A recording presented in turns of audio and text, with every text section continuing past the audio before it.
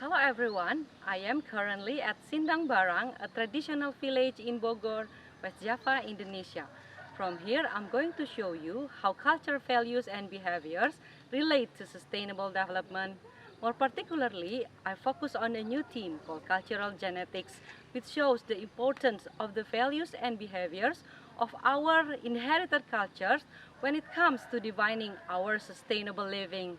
I am Mira Sartika from Indonesia and I apply cultural studies to better promote decent implementation of sustainable development in Southeast Asia.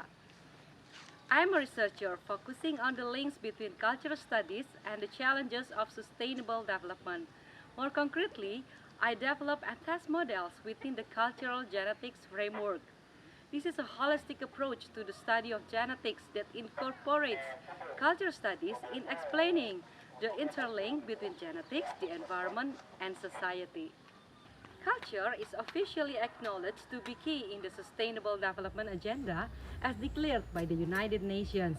Therefore, people and organizations need to know how the culture aspect is embedded across the Sustainable Development Goals, SDGs.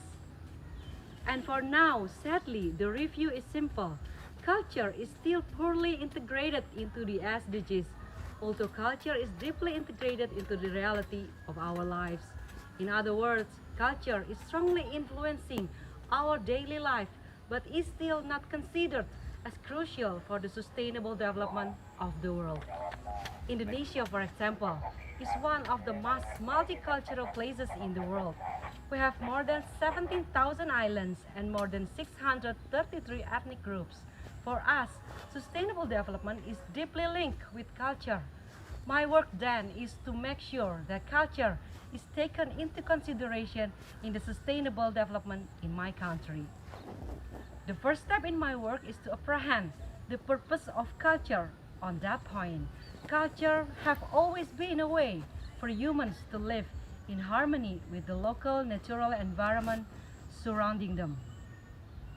Our cultural differences come from the differences in our environments as well as from the differences in the relationship between humans and nature.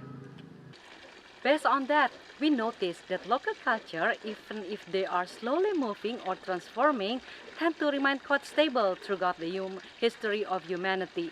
This perceived stability from one generation to another has led some researchers to think that culture must be encapsulated somehow in our genes. Wherever in the world, culture is always inherited from one generation to another, exactly like genes are in nature. Here again, cultural aspects and natural aspects are interlinked, but here again, people continue to study them and tackle them independently. I strongly believe that they should not.